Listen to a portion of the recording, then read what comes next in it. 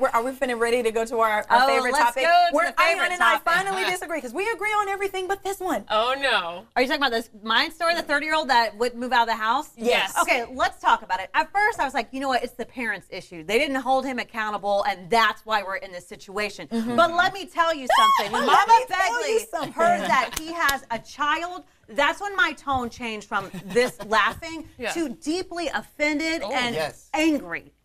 Why? He said, because he's not there for his son. If you want to live in your parents' house, that's fine. But when you throw kids in the mix, you better get a job. So he said he couldn't get a job because he was spending time with his child. Let me tell you something. Even when times were tough, there are times when I've had to work 3 jobs, wait restaurants on Christmas Eve, take that money to buy gifts, spend it with my son, fill into the news station. No, you have to provide for your child. And I will not accept anything less. This guy from him habitually comes up with excuses. What was his latest excuse today of why he could not move out of his parents' house at 30? Because that's the original story. His parents had to sue him to get him to move out. Because he didn't have boxes, is what he's saying, right? He could not afford boxes. He's currently in a legal battle with Best Buy for what you said before, was not being able to get off on Saturdays to spend that time with his child. But guys, I feel like there are other ways to get money, and here's the thing. His parents offered to help him financially so that he could move out of the house, but he ignored multiple eviction notices from his parents asking him to leave. So the court mandated that he leave by June 1st. So our question, oh God, what happened? Somebody come in the house? No, it was like I saw Rob's face. I was like, Rob, I want you to just stare. Because I was like, ooh, what is Rob thinking right now? But shout out to Tracy who pointed out, she was like, Rob, you look scared. No, he was deep in thought. Are you disgusted? Because I'm scared because I live with my folks until 35. Yeah, no, I'm just kidding. Oh my God, I have been talking so bad about this. He's not much older than that right now. But let me tell you, I'm processing all of this because I'm trying to see the other point of view here, okay? Because part of this discussion is that you really need to understand where somebody's coming from. So when I'm thinking deeply, I look scared. That's my facial reaction. So that's okay. I'm so angry. Yeah, it takes a lot of wattage for me to think deeply. Oh yeah. But let me tell you, is there any way that this is a defensible position on all of these things? No. No. And so now I'm trying to think. Maybe there's something off. Maybe there's something that, because when confronted with these things, when you're getting taken to court by your parents and then you lose, and then there's all these excuses. And so now, the light of the world is shined upon your position. So I feel that in that sense. And many people in that moment, there's some sort of reflection, there's some sort of moment where they realize something. And it doesn't sound like that's the case. So when people faced with all of this public outcry and decisions going not your way, and there's kids involved, and your parents are suing you, and everything comes to light, and they're still not really getting it or acknowledging any sort of guilt or responsibility or anything in this, when they're not capable or willing to admit anything, then I start to think, gosh, maybe there's something going on here. And then I'm thinking this poor kid. Let me tell you about this poor kid. The mix, because he was just offered a job. So he got all of this media attention. People know his story. Yeah. Oh, and a pizzeria offered him a job. So now the question is, why was he offered a job? An opinion came up. Is this a showing of white privilege, where you have a man who clearly shows that he can't keep one job? He clearly shows that he can't maintain a positive relationship with his family enough to maintain residence in their home. What would give this pizzeria the idea that he would become a good employee? And is it an example of white privilege that he was extended an opportunity to work at that establishment? No, I think it's a thing on their goodwill. And if you're talking about a guy out of a job in a situation, of course my business will hire you and give you the easiest job because obviously you are not that responsible. But yeah, look at me, local pizzeria, hiring this guy. Don't you want your pizza person to be very responsible? Yeah, you do. I want my pizza to come hot. I don't want any toppings added that weren't requested by me. We don't know what job he was offered. Yeah, or that. You don't want it dropped because that can happen. Turned upside down and open. Well, it's funny that you mentioned that because I thought about that too, but I was thinking, I was like, no, I'm not going to make it about that. It's interesting that they came up, but it's also a good business decision. It's like, hey, wait a minute, let's give this guy a job. Have we heard any comments about whether or not he's taking it? And are they going to give him Saturdays off? Because you know he needs that. Oh, that's right. Okay, so my question is, he says, I was, in past tense, because he lost custody, I was an excellent father. So my question to you is, do you think he was an excellent father? If you can't provide for your children, or you're not willing to work any job?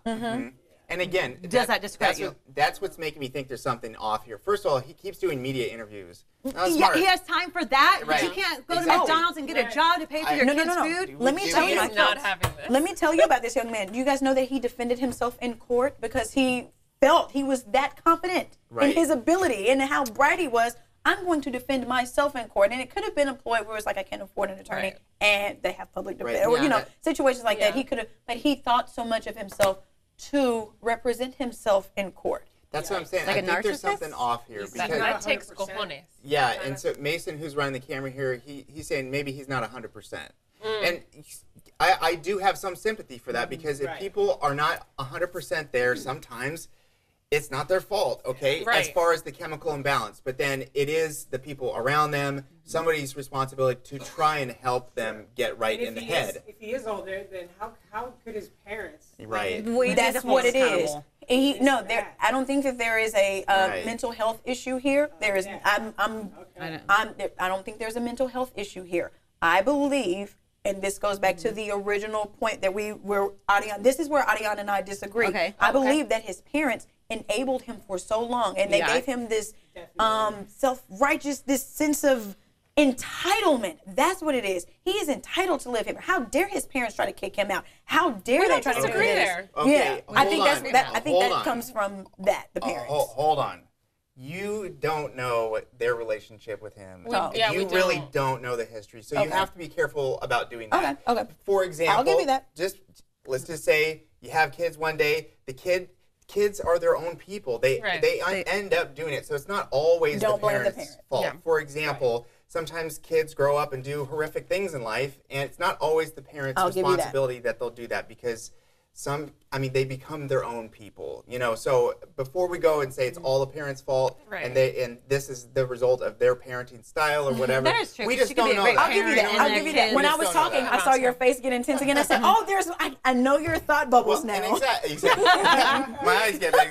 Hold on. And now he's thinking again. We have so many people chiming in on this one. Juan Gabi says you should stop living with your parents when they say so. Please. If parents are the kids are happy with the arrangement, then why not? I think if parents of the kids are happy, then the arrangement is okay. I think that's what he's saying. Jessica Downey says it sounds like a mental disorder and he needs help, but we don't know that. Yeah, we don't Kimberly know. Morgan says she moved out of the house at 24 and hasn't been back since, but then says her sister-in-law and her husband and kids live with her husband's parents, so a big family under one house. They rented out the house to live with them. So they rented out their own house, moved in with his parents, and apparently the sister-in-law has never really not lived in that house, and she's kind of lazy.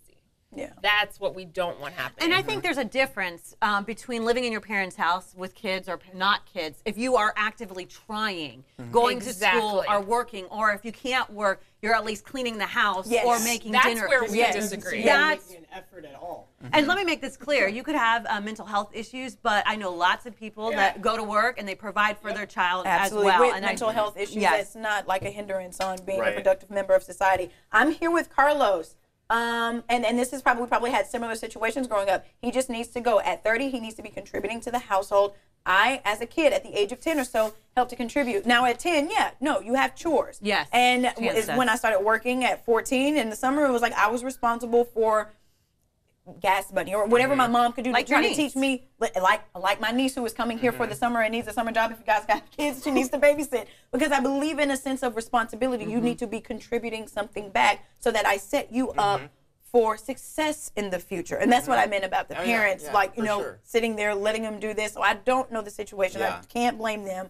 But that is where that thinking comes from. When you don't teach responsibility, I believe sometimes this is a symptom of that product. I just think there are other ways to do it. So I wasn't one of those kids that had to do chores. I wasn't one of those kids that had to pay for things growing up. And yet You did great in school. Exactly. You My only job was to do very well in school. Which you did. Which I did, and make sure that I got a great education throughout college and beyond. I did it. And when it came time for me to say, you know what, I chose a career path. It was fashion.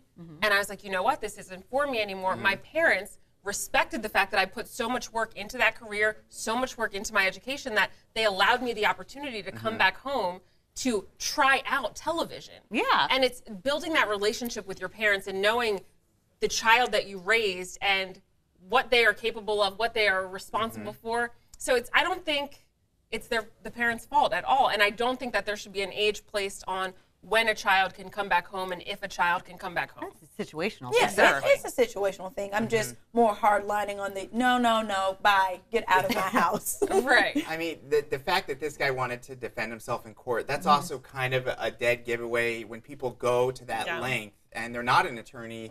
You know, the court kind of looks, they really question I know where you're going.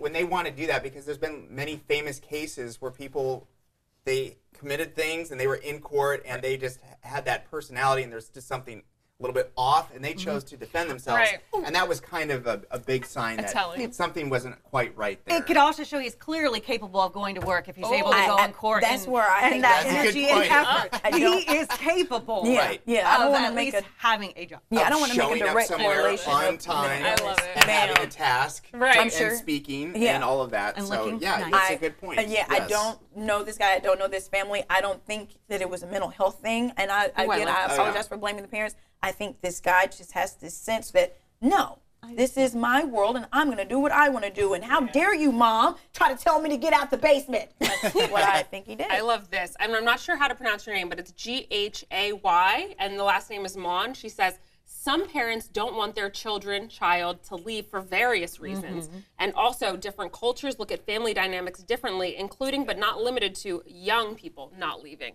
I could not agree with this more. When I was living in Spain, I was living with, we called it my casa madre, and it was my homestay family, and it was a grandmother, her daughter, who was in her late 20s, almost 30, and then her grandchild, who was a 4-year-old. And their dynamic was definitely intense, but you knew, I kept looking at the news in Spain and so many people in their late 20s, early 30s were moving back in with their parents because the economy dictated that they couldn't afford to live out there, even if she had a full-time job. And she had 2 full-time jobs, the girl that I was living with. And I kept thinking to myself, wow, the girl does treat her mom disrespectfully and the kid isn't very well behaved, but the mother still understands that she needs to help out her daughter in some way to give her a roof over her house, her head. There's a question that we're posing. So what is a good age to get moved out? And I know we have a couple of minutes left, but I want to go through some of these tweets. Someone said 30 years old, get out. I like that one. Someone else, how to get a 30-year-old out the house, move out the baby. Mom's Google search. That's funny. All right. Imagine being a 30-year-old man and having to get taken to court by your parents because you refuse to move out of their house. Good Lord. How is dating for this guy in this situation? He kind of had a weird family situation because he had just lost custody of his child, so obviously he had a relationship. But I had a friend who had what I would call an unconventional living situation where he moved here. He lived in the house with a lot of girls, and I was like, bruh, you're not gonna get no girlfriend living in the house with a bunch of single women. This is not Friends. This is not Three's Company. I kid you not. As soon as this young man moved out, and I am so glad I checked the views and make sure he's not watching, he got him an apartment and a girlfriend like within 2 weeks. Oh, so it's quality. So if you're single out there and you're living with your parents, consider living on your own. I will say this though, it also, I think it depends on your relationship with your parents again, because I lived at home for almost a year and a half afterwards. I never stopped dating while I was there. It's just, again, it's that relationship that it goes back to. It's the responsibility of the person, and it's your communication levels at the end of the day.